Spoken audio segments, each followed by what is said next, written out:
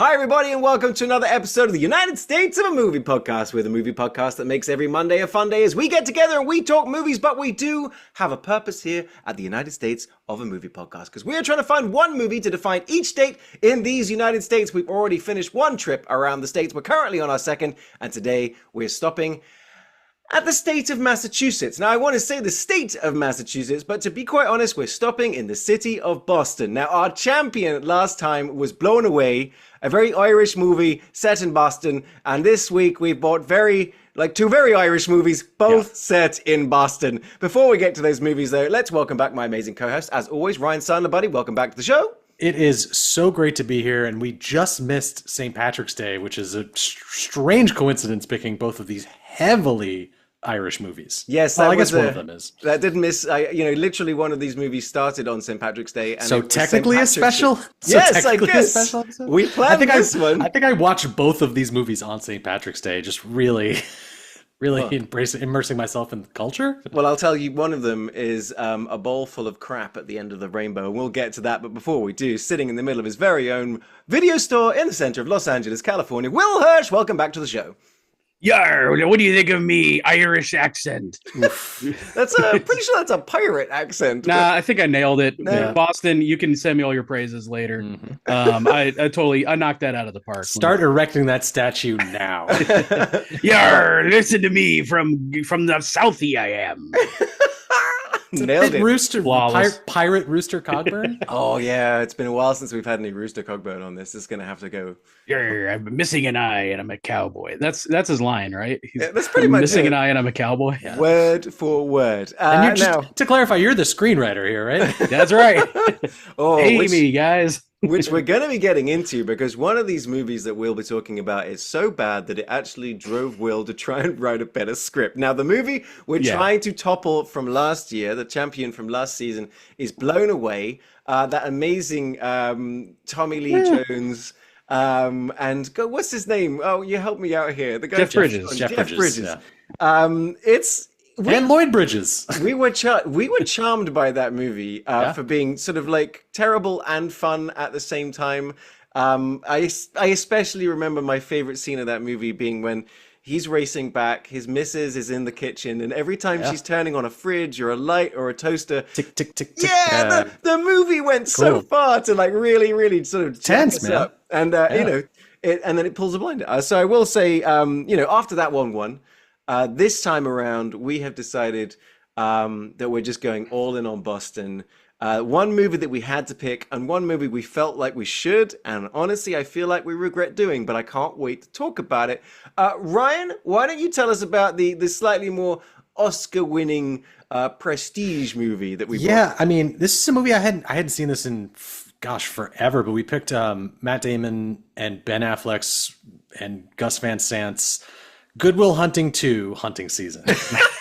Oh, no, wait. No. Sorry. The first one. Dude, yes. But I couldn't. I was thinking about that the whole fucking time. Oh, Me too. As soon as we got to that scene where he's like, the guy's doing the whole history thing, I'm like, I just turned to Miss. It's Hunting. That's cool that guy shows up too. Because I've probably I think I've only ever seen that. I definitely saw the bit from Jay and Silent Bob before ever seeing this movie. You're kidding. Oh my God, that's hilarious. But 1997's Good Will Hunting, like I said, written by Ben Affleck and Matt Damon. They actually went on to win the Oscar for this screenplay. It was a big movie. Robin Williams absolutely killing it in this movie. It's like I always say Robin Williams when he goes serious, I think is some of my favorite. We've also got Stellan Skarsgård, Minnie Driver. It's a great movie. It's a great movie that I was honestly really looking forward to watching. And guess what? It's just as good as it was when I watched it. We're going to have to set like 40 minutes aside just to talk about how adorable Minnie Driver is in this film. Oh, my God. Oh, my gosh. She's wonderful. She's just wonderful in this movie. But there is another movie. Now, there's a lot that's similar with these movies because Good Will Hunting, it was these first guys writing a script. It was their first script that got made. I believe it was picked up by Miramax, Harvey Weinstein, the terrible human being producer.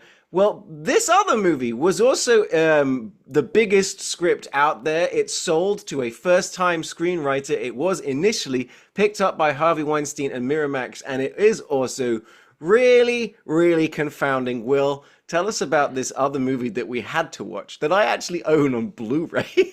Oh no! Oh dear! For him to say that, wow. Yeah. Yeah, that might be a case against physical media. I mean, this movie is so bad, it's called the ice cream truck to come by the house right now, just to give me some sort of relief, some hope for something better. Boondock Saints. It's, however bad you remember this movie as being, it's worse. Yeah.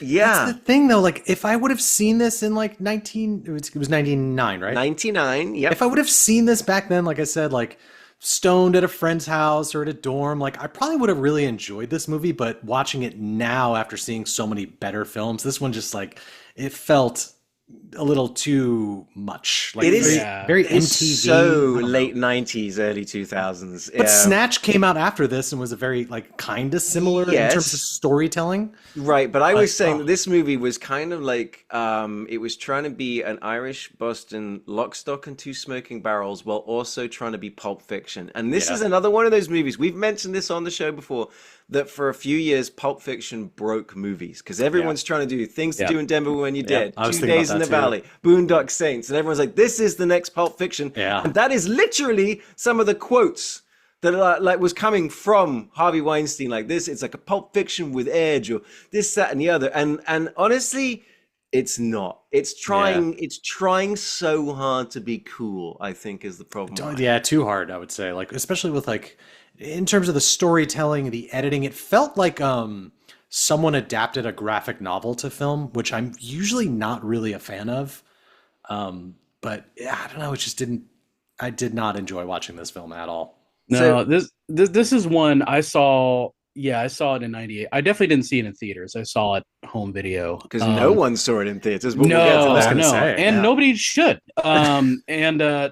This is a movie where at that age, I was with the movie for the most part. But even when I saw it, when it got to the ending scene, I was just kind of like, are you kidding me? That's where we're going with this? Like, that's what we're doing? Well, they were setting up the sequel, man. Oh, God. Which I refuse to watch. And but a third one is coming, apparently, according to IMDb. Actually, before we get to that, we must actually reference that once again, the United States of a Movie podcast has manifested something that we've talked about, and it's happened on the show before. And just a couple of weeks ago, we were talking about the idea of Young Guns 3. That we recorded the episode 2 days later. What gets announced by Emilio Estevez? Young Guns 3. Young Guns 3. Seriously, hey, I was going to ask you guys, like, of all of the Emilio Estevez films that could have gotten like a legacy sequel that we've done on the podcast, I'm shocked it's not Loaded Weapon 2. Really open for that. Like, why couldn't we manifest that? That one actually makes the most sense to get a legacy sequel, because that could be a perfect parody of like legacy sequels. Yeah, like, actually, that's a great point. But I'm holding out for a legacy sequel to Free Jack. You guys know that? I'm holding out for a Repo Man 2. Oh yeah, I mean Mick Jagger's still around. Let's do make it happen. Repo Man 2. But the Boondock Saints, starring Sean Patrick Flannery, Norman Reedus from The Walking Dead, Billy Connolly, Willem Dafoe in full Willem Dafoe mode. Could not be more Willem Dafoe in this movie. Be more. I really enjoyed him in this. I would say. He's in a different movie. Yeah.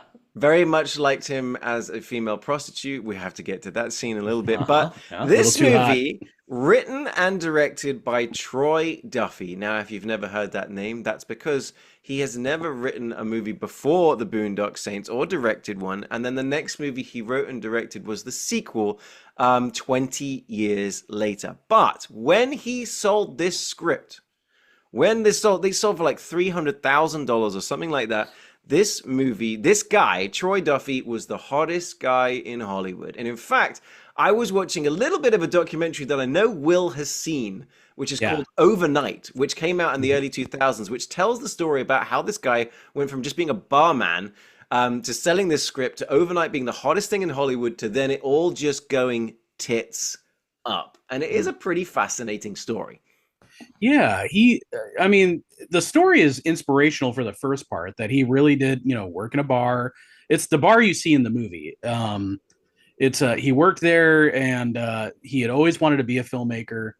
And I forget how they got the script to Weinstein and Company. I forget that part of the story. But He had a friend of his who was helped got it, so he brought in as a producer for his little production yeah, company that helped it get read. So he had someone with a little yeah, contact. and made it happen. And initially, Weinstein, he believed in the movie so much he bought the bar for Troy Duffy. Yeah. And like set this guy up, and was basically, he was so hot on the script, was giving the guy basically everything he wanted. And then Troy Duffy let it all kind of go to his head and was just a terror, like through like production. I think the actors are cool with him, but crew definitely didn't like him. And there are definitely things like he was pushing his luck really hard and really biting the hand that fed him. And it eventually just all his career collapsed after that. Especially the hubris, especially being a first-time director. First time writer, never directed a movie. You've got Miramax, Harvey Weinstein going, we'll give you what you want. Here's the money. Here's $1 million advance. Not only that, we're going to buy you this bar for you and your brother. And yes, your brother's band and you can do the music for this movie. I'm like, what it's was the dream scenario that every filmmaker wants. Yeah. And it's just some random guy from a bar.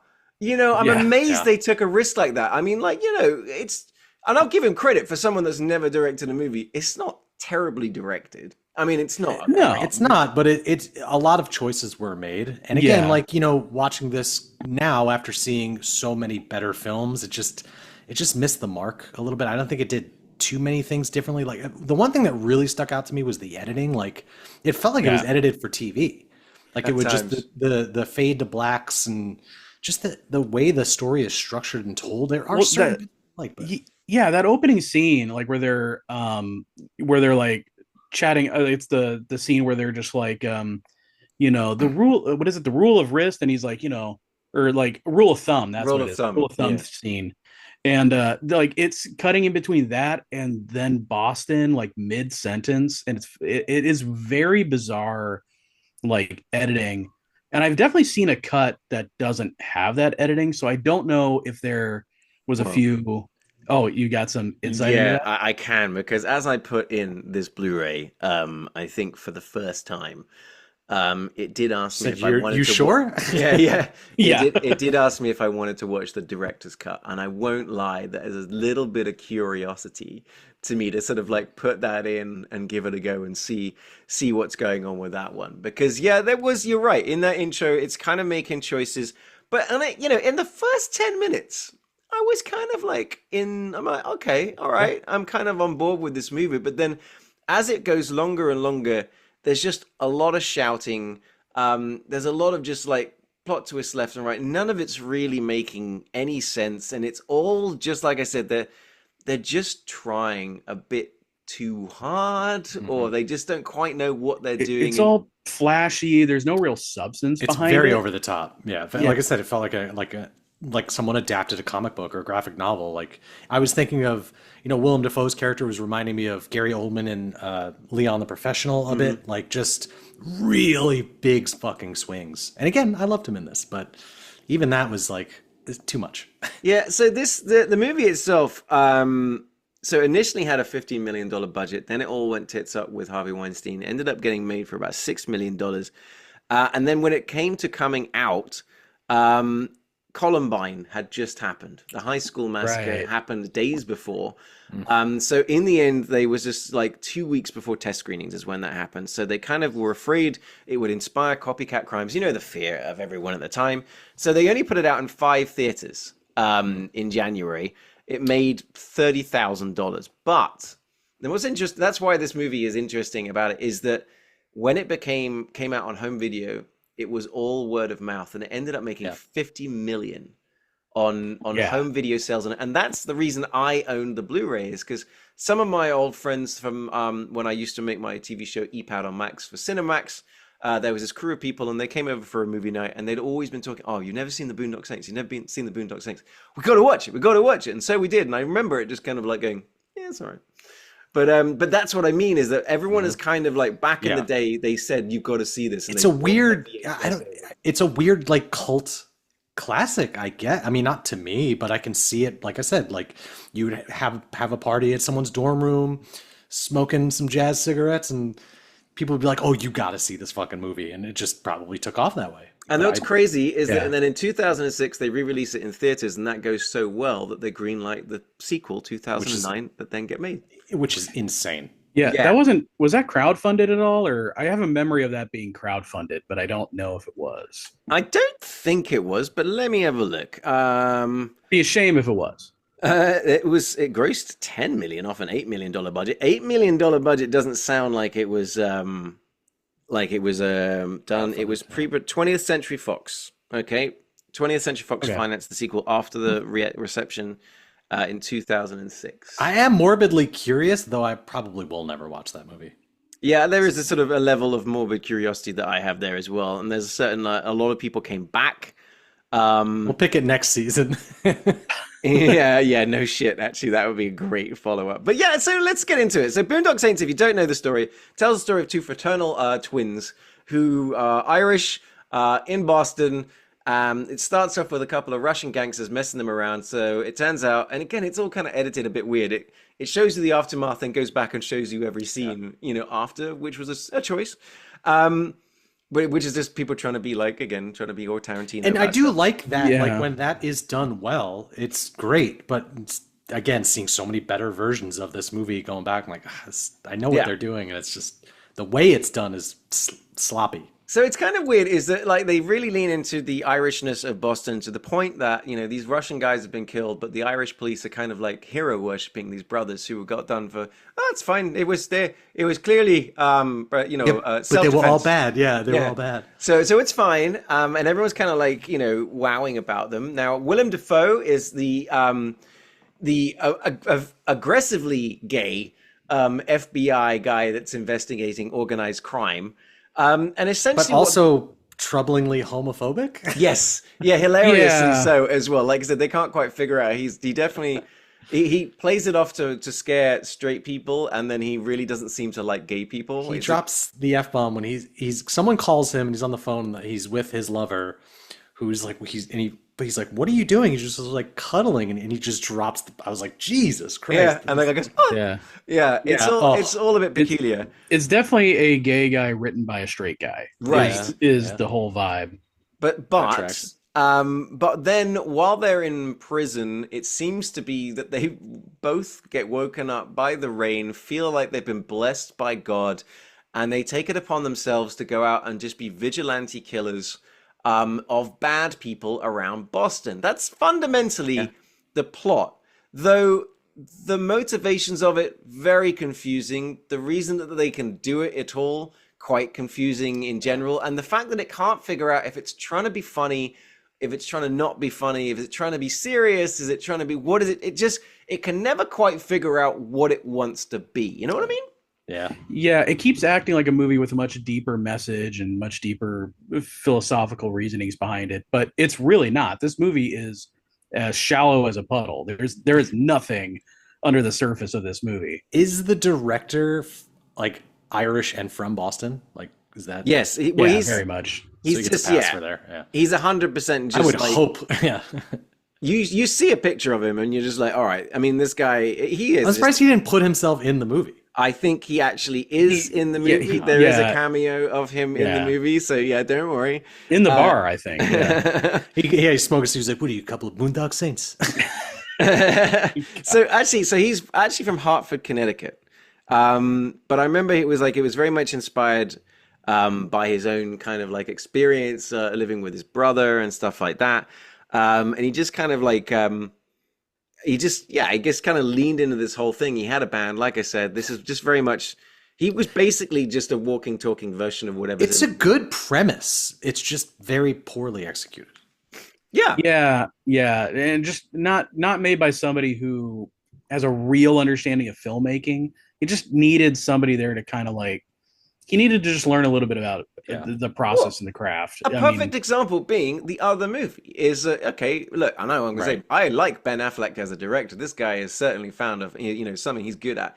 But back then, these guys are pretty much brand new. They'd written it 5 years ago while they were at theater school, and they didn't hand it to them to direct. They got Gus Van Sant on board to direct. They got Robin Williams on board. I was thinking like this movie would picture this movie but directed by Tony Scott. Because it could capture the same style and editing, but with a much better visual storyteller. And then look at this. Awesome. I mean, Good Will Hunting is made 2 years before Boondock Saints. Yeah. Right? With the same people behind it. Good Will Hunting is made for $10 million. Boondock Saints was made for $8, I think is what I said earlier. But Good Will Hunting goes on to win Oscars. It goes on to make $225 million. Yeah. And I guess maybe that was how did you not learn the lesson that when it comes to 1999, you're like, you know what we should do, guys? We should get this fast-talking bar guy that's never done anything more than just write a script in his spare time while pulling pints to direct a movie. But there was nothing else was coming out in 1999. Right, yes, of course. Famously dead year for films. It's the greatest year of movies. I mean, there's some great ones. But yeah, I mean, this it's just in so many ways you just keep asking sort of the why of it all. The why. It's a frustrating watch because of it. Like the whole time, just again, so many choices were made, and I can appreciate that from I like that. I like when the director takes a big swing, but not one single thing in this landed for me. Like none of the characters are remotely likable. Even Willem Dafoe's character, I find for as over the top as he was, it was too much. Yeah, and then you've got David De La Rocca, the guy, the funny man. Hated him. Yeah, he really, honestly, he was always acting too much. He was overdoing it. That's what I mean. I'm like, guys, are we going to scream through another scene? Cool. Oh, I get to use 2 guns this time? Awesome. Yeah, and it's just, his motivations were weird. I didn't understand why I'm supposed to care about him. And then it's kind of the same thing with Billy Connolly, who turns up as El Duce, but is works for the Italian mob. Immediately, I was like, "Oh, that's their dad, right?" Yeah. Right. I mean, but there's no other interesting way for that to play out. It's like, okay. But his introduction is when they introduce Steve Buscemi and Con Air. It's just they roll him out. You don't see him, or even Sean Connery and picture of Sean Connery in this movie. Yeah. But they roll him out. He's in prison. Yeah, he's got the tattoos on his knuckles, and it's just they lower the cage on him for his parole hearing. It's so much. It's so much. But at the same time, he's barely in the movie. Yeah. And so, well, this is honestly a question that is he their dad?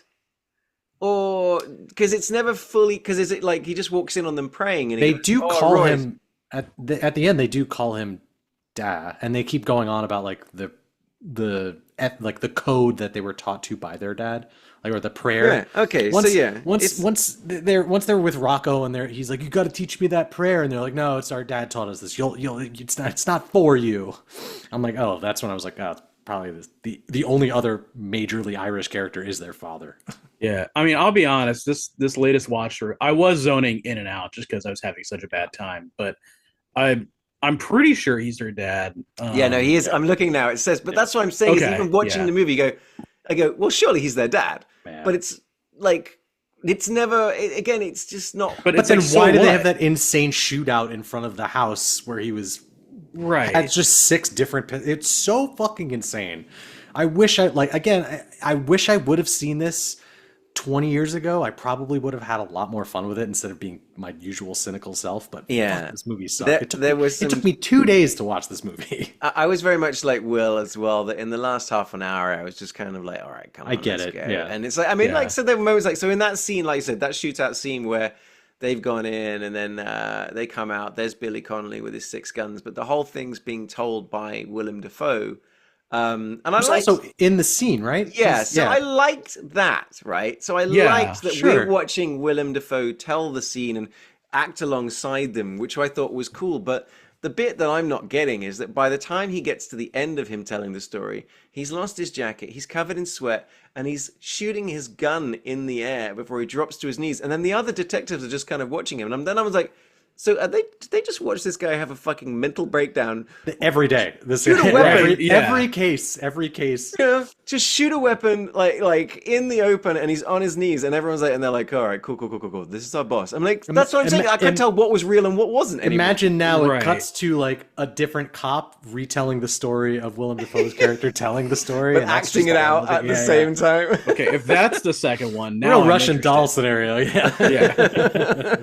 Yeah, it's like the more compelling version of this movie is a movie that centers solely on Willem Dafoe, and he's trying to piece together what's going on, and we don't see the Boondock Saints from their point of view. It's just him piecing together what's happening is the more compelling version of the movie. Yeah, I agree. Yep. Because he does it like 3 or 4 times. Like you get the opening scene of him in the alleyway, then you get the scene at the brothel, then it's the scene at the house, right? And then Yes. Yeah. and then he's like, I guess I'll dress like a lady to get into this guy's house. Yeah, that was quite a leap for him to make, but I mean, but if anyone could do it, Willem can. Like, yeah, and so when I saw this movie the first time, the way I thought it was going is I'm like, well, okay, like Willem Dafoe can't ultimately land on their side. Like he just can't. That's just not, that can't be where it goes. And sure enough, by the end, it's like the movie's like, oh, by the way, these guys were right the whole time. There was no lesson to be learned. These guys like early on decided they were going to be vigilantes. And the ultimate statement of the movie is like, hey, they're right. yeah, I mean, That's they it, murder credits. they You're murder like- a guy in a full courtroom in Right. front of everybody, and they're like, Yeah. but he was a bad guy. Yeah, that's it. Yeah, he was a bad guy. So that's it. There's no, vigilante justice. That's the only solution to everything. Bye, everybody. They're essentially just religious terrorists. See you in 10 Yeah. years. Yeah. 20, And that- but yes. And God. even at my age, let's see, how old was I? So this was, you said 98? 99. 99. So This must have been early 99, because you're right. I don't remember this in theaters at yeah. all. So I was 13. So even at 13, I recognized that this ending was terrible and like this was bad, and this movie had screwed up big time. Yeah. So if I'm 13 and that's my reaction to your movie, you messed up big time. Yeah, it's no Next of Kin, that's for sure. No. No, no, it's not. I mean, like, what's weird for me is like Sean Patrick Flannery, like, he's in a lot of stuff. I think the only other thing that I've seen him in though was Powder. But also, he is also the young Indiana Jones. He did the young Indiana yes. Jones Chronicles, like a whole season and stuff like that of that. But it's weird is because he's actually got a really big filmography, and it's just funny to me how few of these movies I've ever actually seen. But it's like I liked him in this movie. I thought him and Norman Reedus had some pretty good banter at times. I think they were pretty well cast as at least a pair. They did sort of come off like brothers quite a bit, and there were some funny moments, when they go to the IRA guy, but then, like, again, it still doesn't make sense that they put the money down. He goes, oh, take whatever you like. That's not how gun deals work.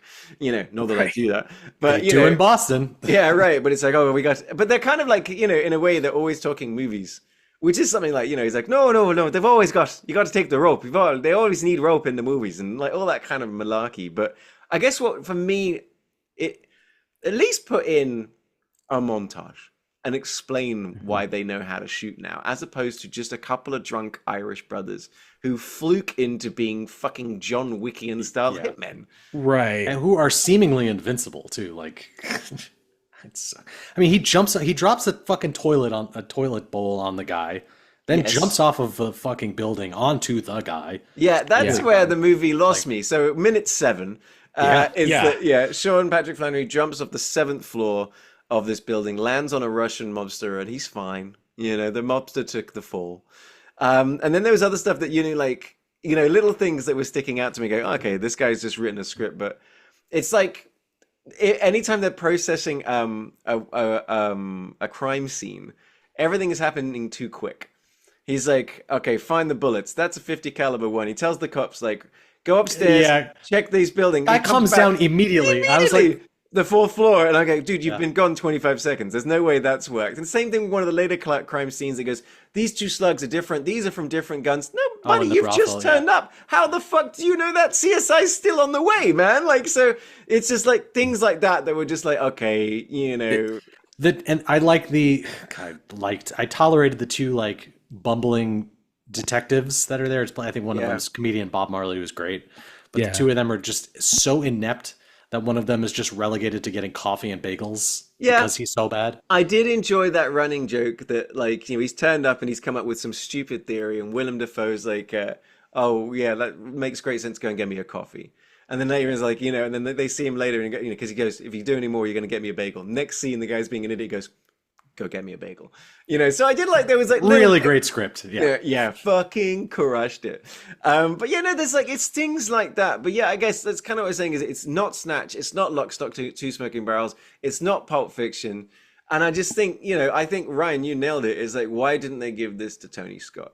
I think a Tony Scott version of the Boondock Saints would have been a banger.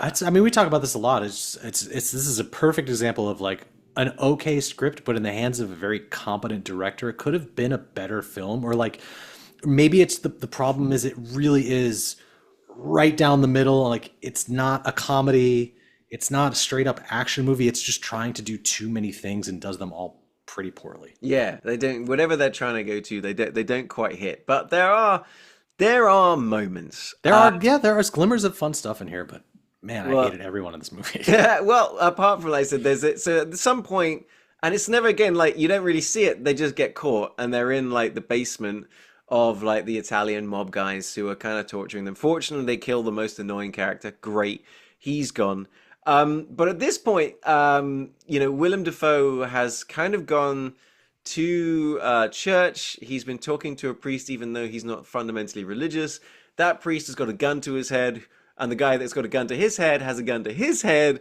Okay, but essentially he's like, okay, I feel like I need to come on board and help these guys. And his decision is to turn up at the door of this mob boss in the sexiest outfit. He's got his thigh highs and his short skirt, and he's got a fucking wig on.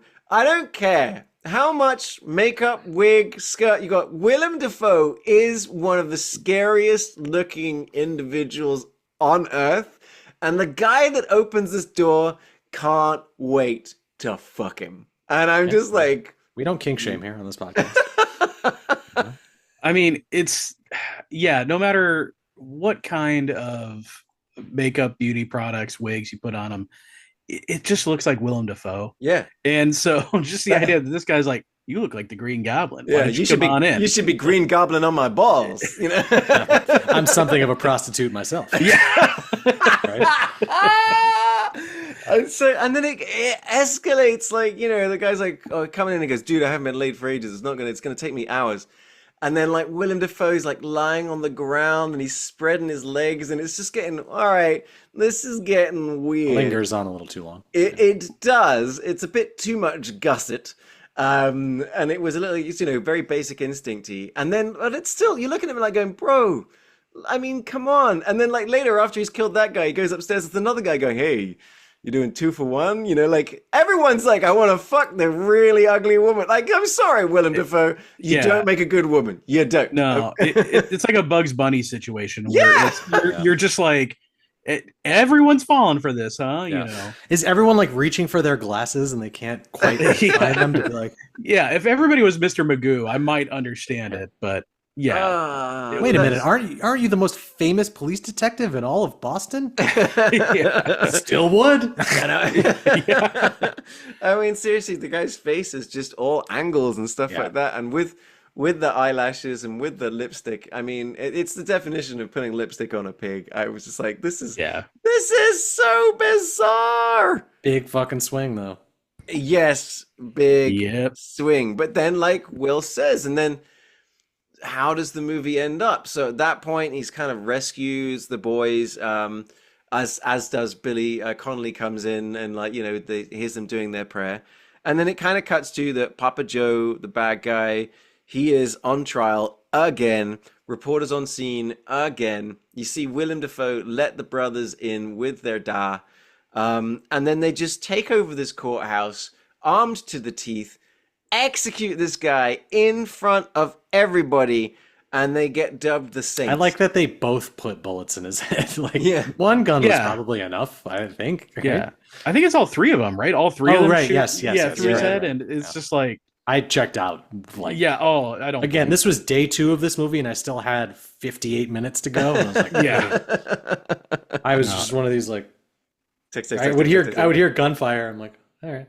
Yeah. No, it's that kind of movie. It's just, and like I said, I unfortunately, even as a teenager, I was just kind of like pretty checked out of this. Which I is, was like, I mean, it's impressive because you back then, like as a kid, I was watching everything. I didn't have a concept Yeah. of a bad movie Mhm. up until that point. Maybe that's not true, but this movie was like really never on TV a lot, so I just never watched it, or my circle of friends just didn't watch this. It was like Scarface or fuck knows what else. Yeah, no, this was always kind of one of those like your friends would talk about it and that's how you'd find out kind of movies. Like a Donnie Darko, like just a culty kind of. very much Donnie Darko. Just your one weird friend had it on DVD or a pirated copy of it, whatever. Yeah. Usually I was that weird friend, so this is shocking to me to find You out. still are, buddy. Don't worry. Allegedly. And so initially, like I said, when it still had the Miramax behind it, they were looking at Stephen Dorff, Mark Wahlberg to do it, but Wahlberg went off to do Boogie Nights. Mark Wahlberg doing a Boston accent? Who could have done that? I don't buy it. They were looking at Kenneth Patriot Branagh. himself? Brendan Fraser, Nicky Cat, Ewan McGregor. I hear he went out for a night with Patrick Duffy. They got into a bit of an argument about the death penalty or whatever, and Ewan McGregor like, no, I'm good.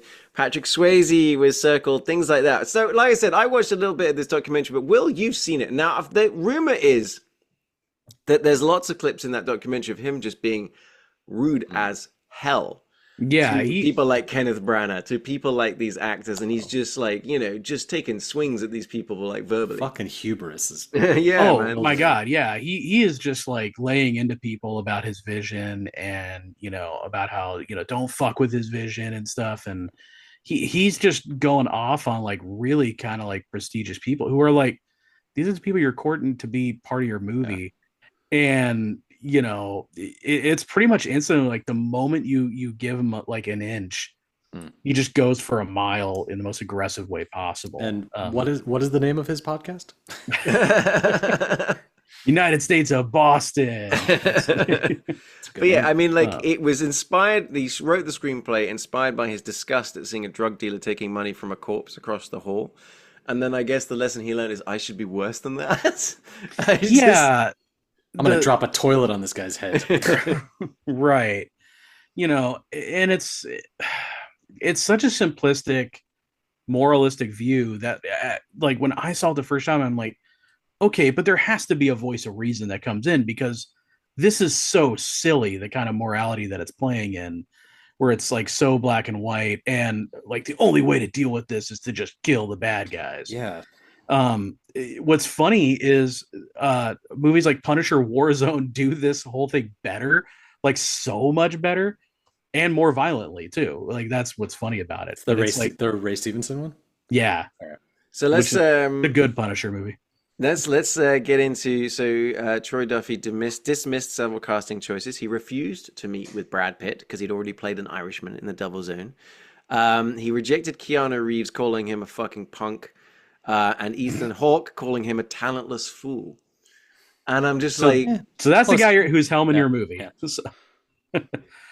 Yikes. Yeah, there's so much yikes. Like I said, I'm not lying that I am crazy. A little compelled to watch this documentary. Yeah, I mean, I wonder like how much like weight Harvey Weinstein was throwing behind this movie that there was no like studio interference for this. Like he must have really had faith in this movie to just let him behave. Well, he had faith with it right up until he didn't, because Right. I said they pulled the plug. Movie got put in turnaround. I think when Ewan McGregor turned it down, then eventually got picked up. Like they halved the budget.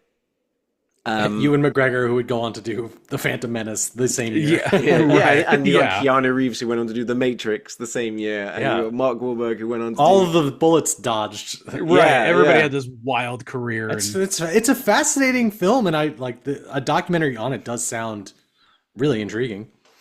But I just don't care to learn more about this. We haven't mentioned some of the stunt casting, especially Ron Jeremy.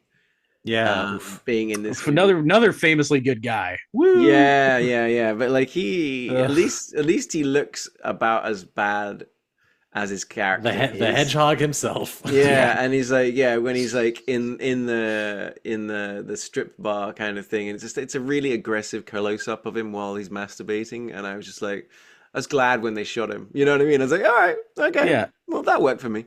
Like a little Shoot too that good guy at in the playing a face. creep. Yeah. Yeah, that's yeah, this movie's kind of like unfortunately got way too many toxic bad people behind the scenes, you know, on every side. Ron Jeremy from Orgasmo. I just think, I mean, can you imagine? I think if Willem Dafoe wasn't on this movie, then it would have been an absolute disaster. Yeah. I think what little bit it'd be he's doing- unwatchable. Yeah. Like even with Billy Connolly, but like you said, Billy Connolly's like in like 2 minutes of this movie. Yeah, he's given almost nothing to do. Yeah. They said that an interesting thing I read is that because he was having such a great time because he's playing against type, because usually Billy Connolly is just get him on and be funny. Though I would say also some incredible performances of Billy Connolly is when he goes full Robin Williams and the other way, and he does some really serious acting. Literally, like there's some great Billy Connolly performances that you should find. But in this case, apparently because they made the choice of he's got the cigar in his mouth during the big shootout, because they were saying is they couldn't stop him from smiling because he was having such a good time. Just like, oh, this is great. Look at the, I'm doing the Irish accent, but he's actually Scottish. But he does a very good Irish accent in this movie. But yeah, he was just constantly smiling, having such a great time. So they had to jam a big cigar in his mouth. That's the why. Interesting. Awesome. They had He was such a great character. I unfortunately R.I.P. Billy Connolly. He was, you know, check out I don't know if younger people know about his stand up. Like check out his stand up. Like find the dude is 70s insanely Billy funny. Connolly. Yeah.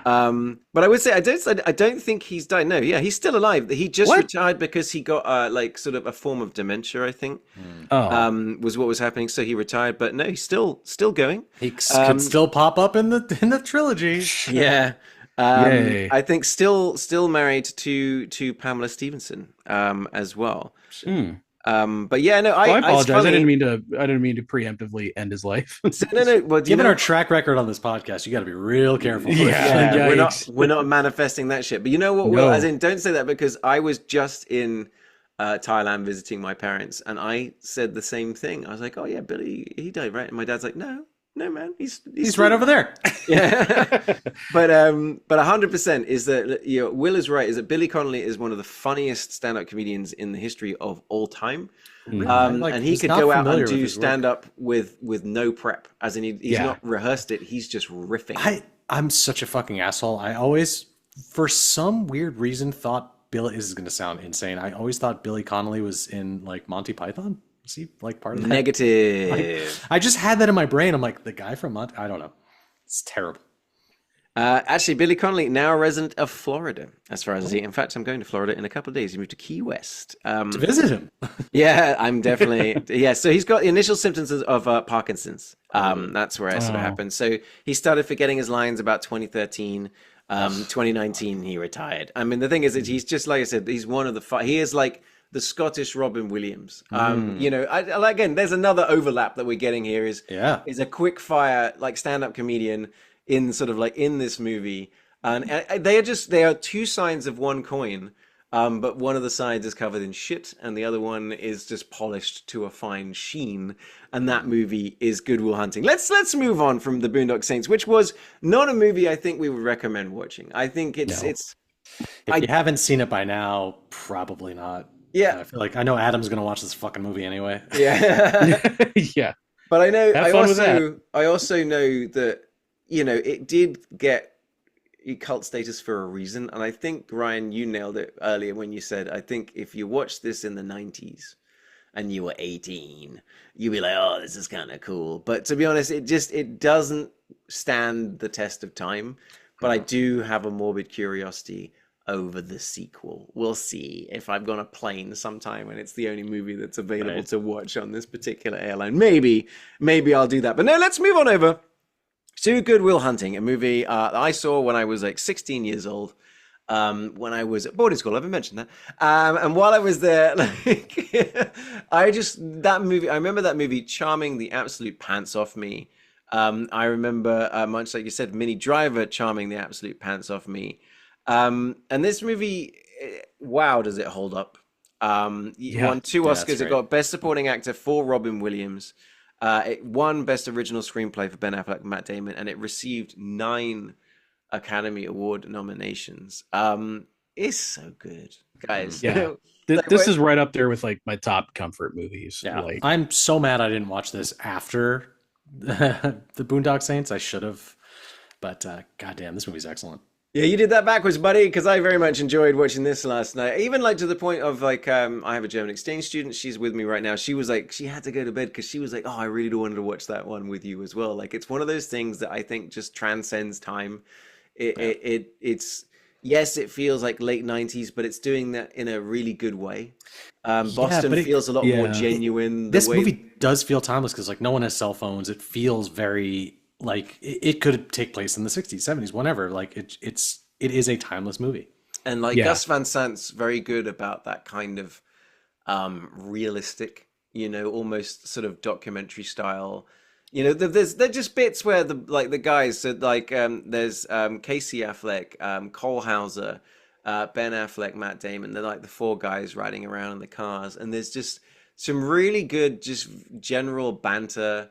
Apparently, pretty much everything that Casey Affleck is saying is improvised. Yeah, it feels like it. But in a good, and they were like saying everything that he's saying is funnier than what was written down anyway. It's just it's so fun to watch. So if you haven't seen this movie, it tells the story of young Will Hunting, 20 years old, from Southie, played by Matt Damon, that would then go on to kind of like, honestly, kind of like typecast him for a while. Everything he got was, I'm super intelligent and I can. He's got such an interesting looking, because he's still quite young. His face is quite angular compared to like what it is right now. Before you get to like the Bourne films, right? Yeah. right. Because even he looked the same in The Talented Mr. Ripley as he does like in this. Like, Yeah, he still had very sharp sort of face and features, but he is basically is a self-taught math genius who's a bit of a troubled kid, comes out of the foster system, but he's working as a janitor at MIT, which is kind of what then gets him on the radar. So essentially, Stellan Skarsgård, who's kind of young and kind of like, I like his vibe in this movie. I also like the fact that he's always trying to fuck every female student in the entire movie, and he's always talking about how math is kind of erotic and everything like that. But yeah, he puts up a challenge on this blackboard that he solves. It starts this whole thing, and they end up bringing Will into MIT in the hopes of trying to explore what he is or who he is. But of course, because he is quite troubled, he's got kind of a history. And that's where it gets quite interesting, when we're kind of introduced to him when he's in court. And he's just cracking me up because he's just smarter than every single other person in every room. solves the math problem, but then they get into that fist fight after the softball game? Yeah, after the baseball game, because there was some Stellar kid that beat him Skateboard up. bails him out of jail, so it's a stipulation that he can come and learn the maths, but he's got to go to therapy, and in order to do that, he just burns through fucking therapy. It's a bit of like a loose like, how does that actually legally work, but I mean, whatever, it's one of those, it don't matter, it's fine. But he's got the scarf. You got to listen to the guy. Yeah. With the scarf. It's one of those things where I'm willing to go with it because the movie's so good, where It I'm just is, like, yeah. I don't care. Yeah, so essentially, yeah, he's on parole. He punches a cop. He's gonna go down. Stellan Skarsgård says, "I'll take him in," but he has to go to therapy once a week, and that does. I remember that being the part of the movie that really started cracking me up. Wow, has Achilles got a friend now? No, You've got a dog. Oh wow, that's amazing. I'm gonna have to get my dogs involved. Is that yeah? He goes through. There's a series of like scenes where he's going through different psychiatrists that that always makes me laugh. Like the first guy, I don't care if you putt from the rough. The next guy, he starts singing, He hypnotizes him, right? Yeah. God. Yeah, it's just it's that bit that's really fun. But that's how we then end up bringing in the character that makes this movie what it is, which is Robin Williams' character, Any driver. Yeah. Robin Williams is Dr. Sean Maguire. I'm amazed it doesn't Sean O. Maguire. But yeah, he's from Southie as well. He went to, I guess, Harvard. Was it Harvard that he went to with Stellan Skarsgård when he was younger? And he's working. He's working in a community college and just being hilarious. And that's kind of like, he kind of gets down on Will's sort of level. and that's when the movie Yeah. really just starts like. I woo! do feel like they just took him from Dead Poets Society and like plonked him into this. There's a lot of similarities to the character. A little bit, yeah, I could see that, but this character has a little bit more warmth and at the same time a little bit more of an edge. Yeah, because definitely. he is from Southeast, so All right, so it's the Dead Poets Society teacher, the later years, like after his Right. wife had passed. Like it felt. yeah, It's because what's behind everything with Robin Williams is his grief. Yeah. He's still grieving for his wife who died a few years before, by the sounds of it. And he's just of like, in a way, him going through therapy with Will is in a way his journey Right. too. Mm-hmm. Because it's and that's what I've like about this movie. It's very well written, very well acted. That the way that when like Will comes in every way, he's trying to just trigger people and push them away. And like, because he's gone through these other therapists, and he comes into Robin Williams' office. And you kind of initially, I remember the first time I watched it, expecting Robin Williams to get the best of him. But honestly, Will manages to trigger him by talking about his wife. But that's when you, like you said, you see that edge is that very calmly, Robin Williams takes off his glasses and he's like, while Will's being Will, and then suddenly he's just up against the fucking wall with this, with that look in his eyes of like, don't you ever speak about my wife again, or I'll end you, Chief. I will fucking end you. But then you're like, it's that next scene where, the very famous scene where they're sitting next to the water on the picnic bench. And that's when bench now, right? Yeah, that's exactly right. That when Robin Williams dies, it became that people were leaving flowers and stuff for him there. But it's that bit where he's just like, I realized you're just a fucking kid. And it's such a great scene, as like where he goes, if I asked you about war, you'd probably quote Shakespeare once more under the breach, dear friends, or whatever. If you'd ask about love, you'd give me a sonnet. You don't know shit. And there's nothing about you I can't learn by reading a book. What a great scene. I was just watching that last night, just going, man. That whole time I was watching, Robin Williams is having this incredible monologue, but if you watch just Matt Damon's face, he's just still and just him processing all his lines, all of this dialogue, and he's fucking spot on. Yeah, it's the first time he's not being pithy. He's not being exactly right. Is that there's a lot of reacting going on in Matt Damon's acting in that moment, and that he's becoming very, very still, and like he's just like Robin Williams is getting completely to him, but he's not doing it to hurt him. He's just doing it to say this is the reality, but he still goes, I want to help. I'm on board. I'm in, but let's get to the you of this. And it's so great to sort of then watch their relationship, slowly start to build. And it's like, what it's also doing is fighting against Stellan Skarsgård. Is he cured yet? Can he do math? Right. now? right, Like, yeah. Yeah, because he wants him to do math, but He's then trying to line these jobs up for him, but Robin Williams is like, you can't push him now. Like his whole life is him being pushed. You can't do this because it'll fucking trigger and it'll snap. and He'll everyone's run away. got such a great journey. All right, everybody's up, because Stellan Skarsgård by the end is on his knees, like going, I wish I'd never met you. You've made, you've ruined my life by being so good. So good at math. Yeah, just like, but, Yeah. But and he's doing that, but it's like Robin Williams has got his journey, Will has got his own journey, especially with his then relationship with Minnie Driver. Minnie's got her. It's just like every single person, even Ben Affleck's character, they've got their journey, and it's so effortlessly done. And I do remember watching this because I remember like back then, because Will Hunting is such a great and smart character, and then you got Ben Affleck, who was like his best mate, that for years Ben Affleck was kind of getting maligned as just the idiot, the guy that was Matt Damon's friend and rode in on his coattails and all this kind of stuff. Like even like Family Guy did a joke about, I remember they're in the dorm room writing, and Matt Damon's doing all the writing, and they're like, Ben, do you want to maybe give us a line? He goes, oh, I'll give you a line. And then he just farts. He goes, here you go, there's a line.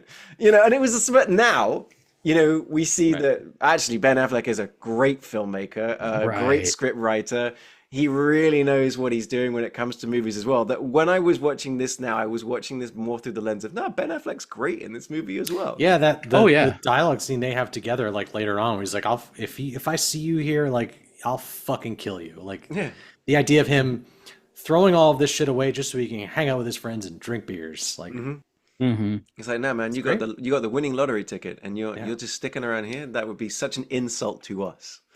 You know? And it's like, that's what I mean, is that there's nothing about this movie that I could say is bad.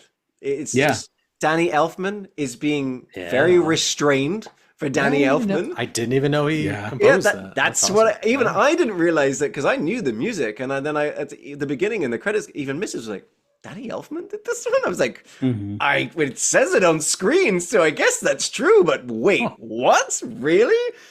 It's just everything is just right.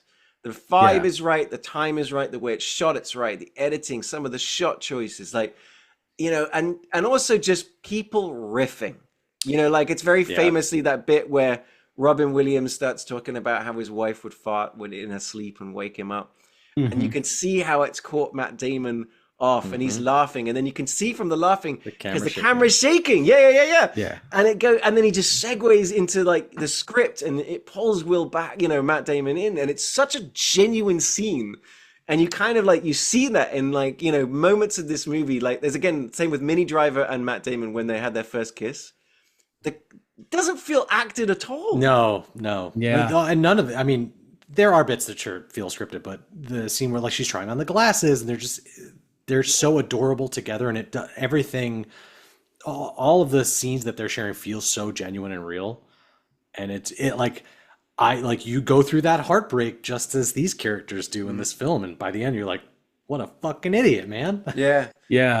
No, I love that. Like, you know, the movie makes it clear that the reason why their relationship begins to fall apart is because Will Hunting just has that like, oh no, my life is going to change, but I want things to stay as they are, so I'm going to self-sabotage right here. Right. And then even calls himself out. Because then he goes into, to therapy, and he says, oh, I broke up with Skylar, and he's like, do you want to talk about it? He's like, no. But he's like, don't tell me. Abandonment issues, and, this, that, and the other. And that's when it gets into one of the scenes, and we talked about it last night. I texted you immediately after, I think actually during the movie, actually, when I was just like it's not your fault scene. Yeah. And like, Will, you texted back and said, I can't watch that scene without crying. I'm like, yeah. Now that scene is just, so we've kind of got to this point where we've literally vocalized that Will, that's what he does. He pushes people away so he can't get hurt. It's his self-defense mechanism. Okay, cool. Now they're confronting this. Finally, it's the only time we've ever seen like the actual sort of like pictures and stuff, because it's something that he talked about with Skylar when he broke up with her. Those are cigarette burns. This is a stab wound. I've been through stuff. Okay. And you think it's all like fights and just shit around, but it's just his childhood trauma. It's just devastating. All the stuff that he's been through. And sort of Robin Williams kind of talking about he'd been through it as well. And it's just Robin Williams saying, Will, it's not your fault. It's not your fault. It's not your fault. It's not your fault. And it's, again, Matt Damon reacting, like his eyes, and then he starts crying. And then the bit where he like, explodes and tries to push him away. But, and I was saying to you guys, that's when you realize actors.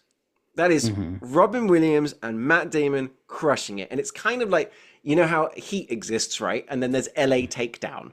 And there's the exact same scene of like, if I see you coming around the corner and the Heat's there. Two just everyday actors, just like, you and me, right? Doing that scene. But that scene is iconic. Elevated, yeah. It's incredible. It is. That when he finally breaks and bursts into tears for the first time in the movie and actually catharts, it's just the emotional resonance in that moment is just like, it hits, man. It hits. It's so good. It's such a... I mean, this is my favorite Robin Williams performance in any of his movies. Me too. I think like me too. It's apart so from Popeye. Yeah, well, that's obviously the best. I was gonna say the Birdcage, but sure. He's very good in the Birdcage. He's very good at the Birdcage, but there's just like that scene in particular is just so like the way that they don't say a lot, but they're still sharing their trauma. Like, it's still pretty reserved, like as they're talking about their history, where it's like, what did you choose, the belt or the wrench? And it's like, the wrench. Why? Because fuck him. That's fuck why. him. That's Yeah. why. Yeah. It's still, it's not too much detail. It's just enough so that you've got the picture in your head of what It their feels so real. childhoods were like. Yeah. And like just to imagine them on set with like the cast crew like all around watching the scene, like what do you do after that? After you witness this incredible take and everyone I'm sure is in fucking tears, how do you go on about your day? And that's lunch. All right. Exactly. All right. Well, okay, guys, I've We never got been stuffed on a crust film pizza, set before. guys. Here we go. Yeah. Well, it's kind of like, honestly, a quick aside, but it's Sean Bean telling a very similar story from Lord of the Rings, where he's doing his death scene, and it's really emotional. And there's like, Viggo Mortensen there, and he's getting all the close-ups on Sean. And then they get to then go, all right, guys, that's lunch. And he goes, yeah, so we go off on lunch, and then we'll come back 3 hours later for the rest of my death scene and do the camera on the other side. And it's like, I loved it because it's like, you guys, it's one of those things to try and get in and out of a mindset. That's nuts. Yeah, but that's again acting. The other scene I really enjoy is very much opposite, but it's the part where they're again in therapy. But it's Robin Williams telling the story about how he met his wife.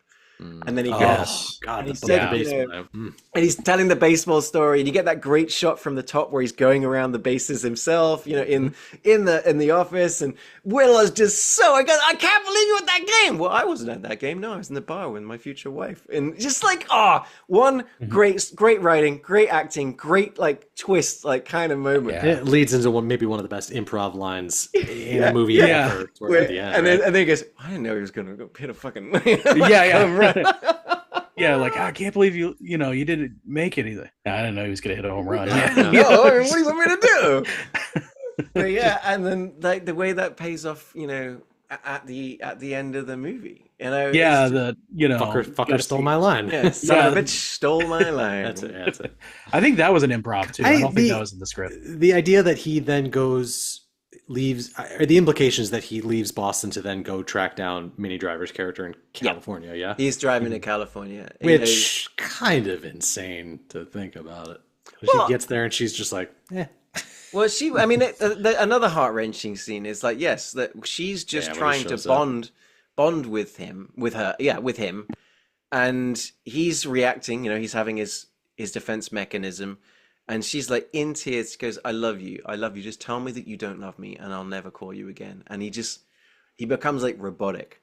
He's like, I don't love you. And walks out. And she just, just crumbles. And I was crying. I was like, this is like like this movie is full of heartbreak, but it's also like got a ton of comedy in it too. Yeah. Like it's funny. The few bits of comedy that you do get are very, very funny. Ben Affleck in an ill-fitting suit pretending to be Will at the job. I was gonna say, it reminded me of when when what's his name goes for the job interview in Train Spotting, and he's just so ridiculous. He takes all of their money. It's fucking great. Just Ben Affleck when he's initially sort of trying to hit on Minnie Driver, and the guy comes up. And it's just the way he says, I found it rather elementary. Just like Ben Affleck's got some banging lines. I did immediately go watch the Chainsaw Bob scene. Yeah. Because it's almost like a shot-for-shot fucking remake. It is crazy. I mean, what do we do, Will? I don't like them apples, Will. It's such a good parody scene that like you can't do a sequel ever. I mean, you still like even after this movie you couldn't do it. But that just put the nail in the coffin. To get Gus Van Sant on board, too. Yeah, just counting stacks of cash. Yeah, and it's like, Ben, do you want to say, exactly, do you want to say, actually, like, Ben, what did I say? I'm busy. It's still counting his money. It's fucking funny, man. Yeah. But other stuff as well, like the bit where, everybody like fell in love with Minnie Driver even a little bit is that you've seen her in movies before because she does a great Irish accent. Oh, yeah. And she tells her joke. Oh my God! It cracks me up. I knew it was coming. It cracks me up every fucking time. It's give us a kiss, then, love. Give us a kiss. So funny. Great reaction from the guys as well. That it's just like, this is one of those ones where I put it as, I think like what Will says is it's a comfort movie. It's never not good. Yeah. And it's even the music's great. Like even the end of the movie is, I was just sitting there thinking about the rig that's behind the car, because the Yeah. car is driving for the whole 2 songs, and then drives off. So I'm like, did they time that out? Did they know the songs they were going to do? Did they know how long? There's so much about it that I was just like, cool. I think they did, because I think they knew they were using Elliott Smith for the song. That's a little dark aside. Is the song that everybody knows from this movie is "Needle in the Hay" by Elliott Smith, and his Oscar performance or where he's playing the song is really uncomfortable to watch, because he is extremely nervous, and you can tell in his body language as he's doing, because he was a very, very indie artist, was not used to having that kind of spotlight. That did kind of lead to like some dark stuff for him. He ultimately did take his life. Oh no, I had no idea. Yeah, it's content warning if anybody ever looks up how he died. It's pretty brutal. But it's even sadder when like you know his songs and like his discography. That those. Oh wait, maybe it's not Needle. It's might be Needle Hit. I forget, because he did this. Songs were on this and Royal Tenenbaums. And I get them kind of mixed up. But it's just like, it's the nature of these tortured artists, it's like how many of these, I mean, like Chester Bennington and he's a really good friend as well, who did one of the Bond themes and stuff. It's just like, Chris Cornell. Yeah, Chris Cornell, all these amazing talented people, but that, like, when you listen to their music now, you hear them asking for help and therapizing and trying to get it out, and it's a bummer. Thanks for that, Will. No kidding. Yeah, sorry. No, didn't mean to bring it down. No. Back to baseball scene. I'm glad you did. Will's fun facts. Well, I do have a fun fact, actually. So, like I said, it's no argument from anyone here that Harvey Weinstein is a monster, and I hope he suffers and dies in prison for the rest of his life, and it's miserable. But at the same time, back then, Miramax, when I'd see Miramax, I always like, oh, it's going to be a movie. Yeah. So the interesting one is that how Matt Damon and Ben Affleck ended up at Miramax is is it the script one? Yeah, yes, I read that. This is really good. On page 2 great script stories for each of these movies. Like you said at the beginning, the overlap is pretty. Yeah, there's some remarkable. weird overlap actually. Like we did this, like we planned this one. But yeah, on page 60 of the script, they write a completely out of nowhere sex scene between Sean and Lambo. Lambo being Stellan Skarsgård's character. And Sean being Robin Williams, and so they take it to every major studio and no one mentions it, but when they meet with Harvey Weinstein, he's like, I've only got one note, that's sexy. More of this. Yeah. Right, yeah. Honestly, knowing Harvey Weinstein, he would be like, why is there not more topless women?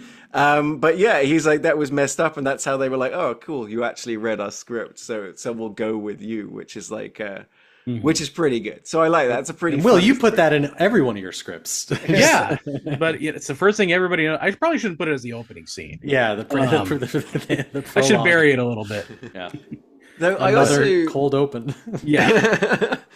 it's God, I can't remember what I was going to say. Another thing as well that, like, Matt Damon and Ben Affleck day one are in tears because they're watching 2 great actors, Robin Williams, Stellan Skarsgård, doing the words that they wrote, I mean, word for word. It's wild. It's something else when you just have good actors reading your dialogue. I've been lucky enough to have that where I'm just like, oh my God, like this is fantastic.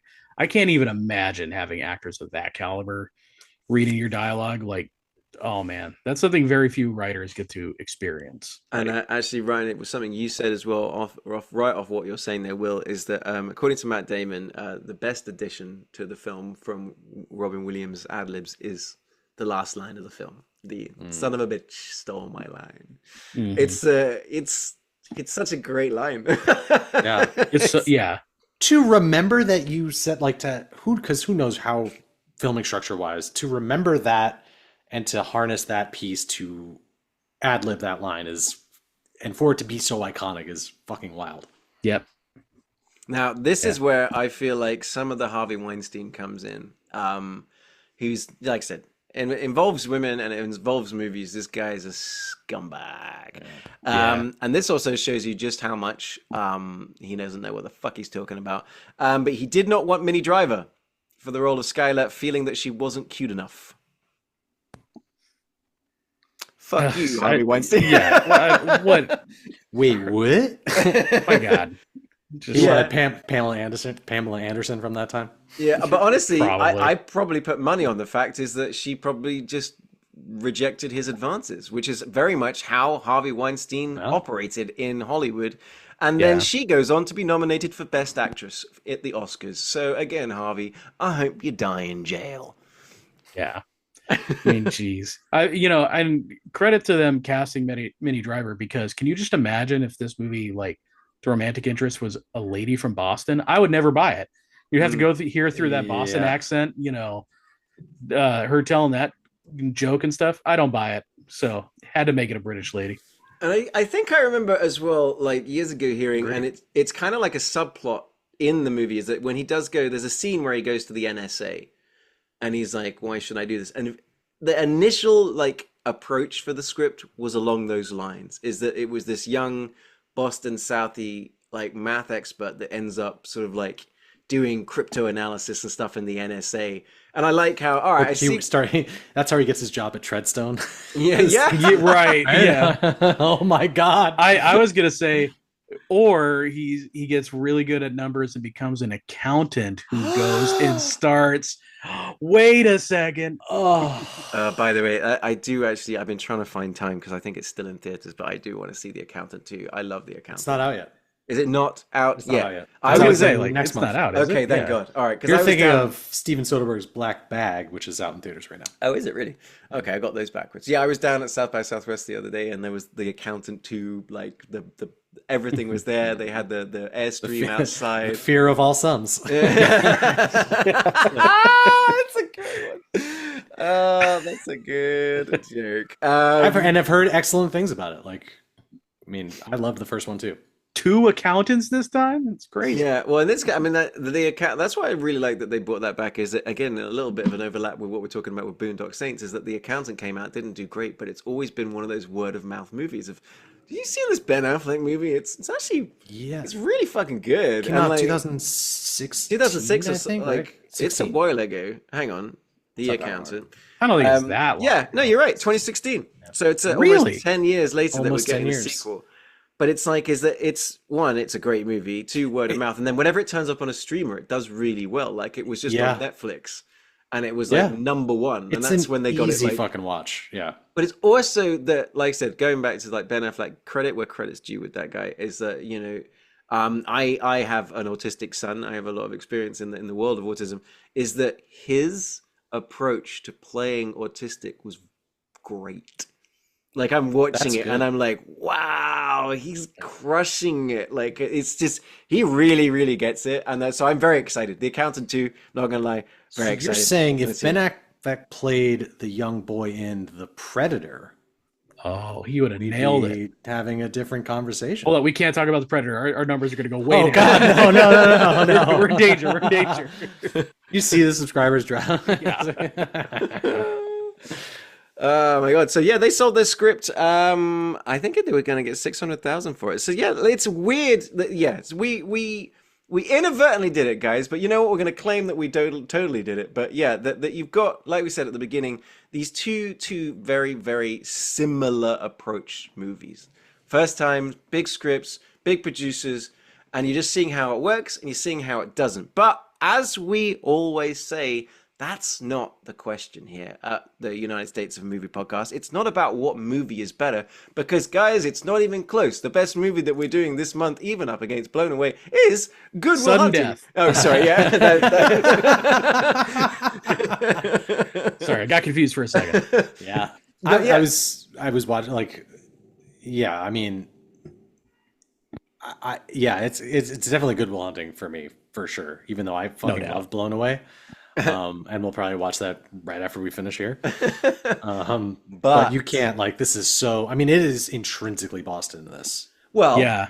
every single one of these movies is intrinsically Boston. You know, 2 of them have got Irish Catholic, cops in them. You know, they're like, we got the blue collar side. You got, like, Blown Away is giving us all over the city. It's giving us a lot more. It's giving us sort of like some of the history. But this felt really way more grounded, I guess, in that sense. Yes, that is Yeah. the exact word that I was going to go for. Yeah. Is that when you get through the other movies, Good Will Hunting at times felt a little bit like a documentary. You know, it felt very much like it's just a camera on the street. It's just the interaction of just people driving around. Some of like the banter between people in like the bar, and like the way that people are, and also showing that, you know, you've got on one side the MIT and the Harvard crowd, and then the other side, you've got the Southie, and you've got like, you know, the way it's kind of one, like, and the way that people are sort of raised, and all the everything like that. Is that is I feel like for me is that Good Will Hunting might be the best movie, but I think it's the one that I think for me is looking like an obvious winner for the Massachusetts side. Now I feel bad for Massachusetts because, guys, we've ended up with 3 Boston movies, but at the same time, Boston is a pretty incredible city. What do you guys think? I was thinking about that too. It's unfortunate these are just very Boston movies, not so much Massachusetts films. But, you know, I think we ran into the same issue with Pennsylvania too, because all the movies we did were in Philadelphia, right?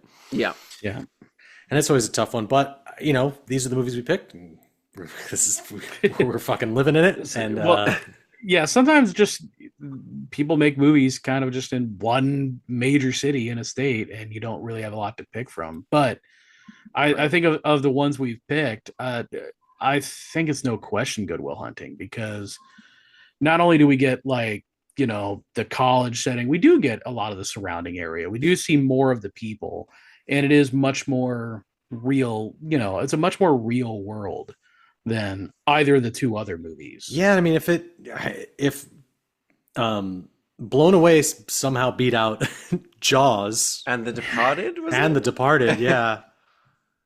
But like, but this time, because Boondock Saints is such a hyper nothing. Yeah, it's just like it feels like a cartoon, you know? Right?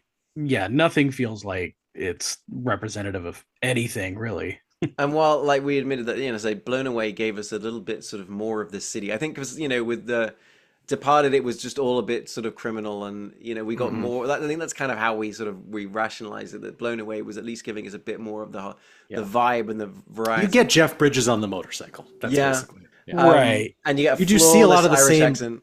Yeah, you see a lot of the same iconography in Good Will Hunting that you do in The Departed, though. Like, but I think that one dome building, I don't fucking know. But I think it's just the aspect of how real everything feels. Yeah. In Good Will Hunting, how all the characters feel real, how the scenes are just, instead of being ramped up, they're ramped down, and you almost sort of like, you get a vibe for, all right, this is just kind of what the day to day is. You know, this is the day to day of, you know, living in Boston, living in Massachusetts, whether you're a genius mathematician over here or whether you're at a community college or working in a bar over on the other side. So this is, I think, one of those ones that we're not getting too divisive on. I think we're pretty much all on board on this one, right? For sure. And I'm happy about this one, because this definitely goes into one of my... This could have been a much shorter episode. Yeah. Had we not watched Boondock Saints. But it's a movie that I'm like, you know, I consider one of those like magic movies. It's like everything's working. There's nothing that you can say isn't great about it, and I would recommend it to any human being on earth that just wants to have a fantastic time. Anyone I mentioned, we're doing Massachusetts to this week, and I mentioned Good Will Hunting, the response from every single person was like, oh my god, that movie's amazing, I love it, I can watch that anytime. Like you said, it's a chicken soup movie. It's anytime it's on, you'll watch it. It's just, for as troubling as for as difficult as the subject matter is, it's still a very feel good movie. It's a bizarre one to quantify. You're right, and it's exactly. It's, considering the amount of trauma in it, it really is still a movie that leaves you feeling happy and uplifted. And I'll tell you what I'm excited about with this is having this in when we get to our own March Madness at the end of the season. That I think Good Will Hunting is going to be a really strong competitor. Considering what a great movie it is and how much we all loved it. But like I said, right here at the United States of Movie Podcast, the movie to define Massachusetts for the rest of time, or at least until we circle back around to Massachusetts for the next season. Until Good Will Hunting 2 hunting season. Good Will Hunting 2 hunting season is 1997's Good Will Hunting, directed by Gus Van Sant, written by and starring Ben Affleck, Matt Damon, with Robin Williams, Stellan Skarsgård as Minnie Driver. It's an absolute banger. Yeah. Boom. It's official, but there are lots and lots of Massachusetts movies. Yeah. Let's take a moment and think about some of the other movies that we may have chosen that we might bring next year. One that immediately jumps out for me is a movie that I do very much enjoy, and it's got a lot of overlap already with Ben Affleck, is Ben Affleck's The Town. Mm-hmm. His bank robbery. I thought you were going to say Phantom. Sorry. He's the bomb in Phantoms, man. But yeah, is The Town. The Town is a movie that I think is like super Boston as well. I find it very grounded. I also find it, like very, very cool. It's just another one of those movies though that you can't help but compare to Heat. Yes, very much so. It is like Boston. But it does. Yeah, it takes a lot of homage from it, but it's still a fantastic film. Totally. And another one that another Affleck, Casey Affleck. It's a movie that my daughter watched, and she was a broken human being afterwards. Is Manchester by the Sea, which is just apparently the most depressing movie you can watch. Yeah. And 3 hours. We couldn't do that and Good Will Hunting. I was like, I'm all cried out. Yeah. But I was going to say The Social Network, though that does take place at Harvard. I think it's still a very kind of small nuance. Yeah, but it does end up in California, for later. Right. What about you, Will? Any of the other movies that we were looking at?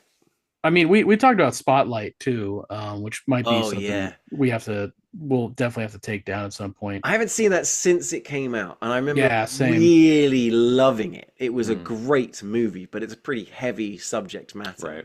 Yeah. One I didn't think of until too late was The Fighter. That would be a good one. Mm-hmm. But other than that, like really, it's so hard. Any Mark Wahlberg movie, right? Pretty much, yeah. Patriots Day. It was his new one where he's bald on a plane. Is that also in Boston? Patriots Day. Yeah, that Peter Berg one that apparently. It's the marathon, right? The Boston Marathon. The Boston Marathon bombing. There's another Ben Affleck movie, Gone Baby Gone. He does a lot of Boston movies. That one with Casey Affleck again. Another one that you were actually mentioning, Will, right before we started rolling, but because you'd mixed it up with another movie, but Mystic River. Yes. The Clint Eastwood Mystic River. Very good movie. I mean, it's depressing as hell. A lot of these Boston-specific movies are not like... they're all pretty, bleak.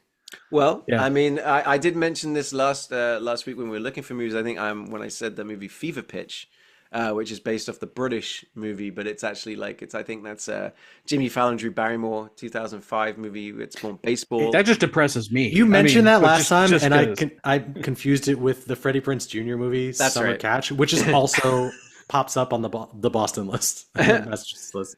And there's another. Those are our two picks. Oh God! Another Mark Wahlberg movie as well is Ted, so which I've never actually seen.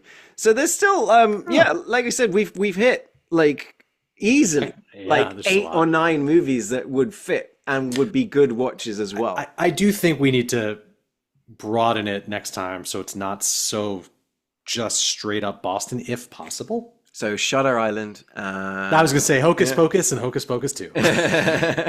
And The Heat, apparently, with Sandra Bullock and Melissa McCarthy. But what we're saying is that Massachusetts, you got a strong roster.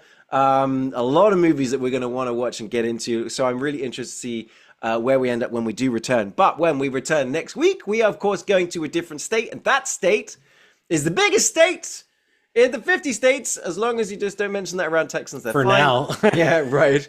Yeah, no, for now. But the state of Alaska. Now, I believe that our winner last time, another Robin Williams movie directed by Chris Nolan, was a real sleeper.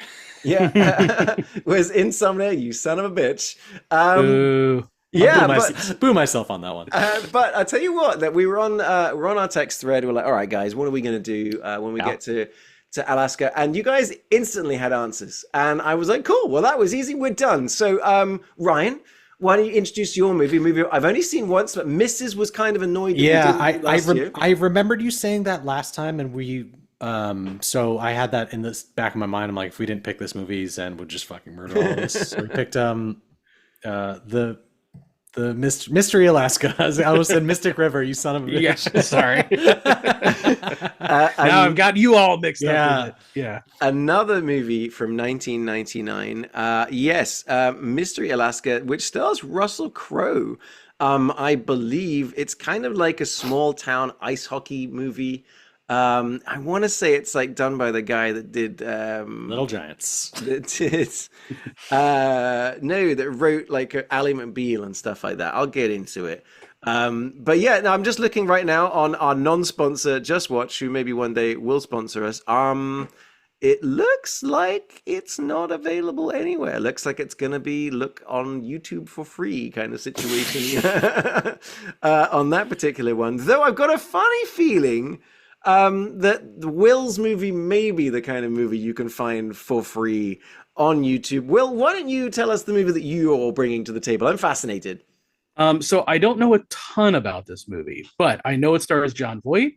I know it was out in the 80s. It's about a train that's running away, and it was written by Akira Kurosawa. Shit. No way. Yes, not even kidding. It's I actually have the rental copy right here. Oh, you can't see it. There we go. Perfect. See, everybody? There you go. So sorry. Runaway Train from what Runaway year? Train from 1985. Based on the 1985. famous Soul Asylum song. Yeah, that's what inspired Kurosawa. Well, you're not wrong. John Voight, Eric Roberts, Rebecca De Mornay, based on an original 1960s screenplay by Akira Kurosawa. This sounds like a bargain bin DVD that you would find. It could be. It could also. I'm excited either way. Yeah. I'm excited for a couple more reasons, because it also says here this is the feature film debut of Danny Trejo and Tiny Lister. This movie sounds fucking terrible and amazing. I'm really Might have to really do a group watch. either way. I have to do like a group I said, watch. Yeah. Like I said, I know very, very little about this movie. You picked it almost immediately though. Yeah, like you went straight for it. I was at the video store that you see behind me, Videotech. And I was just like, I kind of want to get ahead of like movies this week. So what movies take place in Alaska?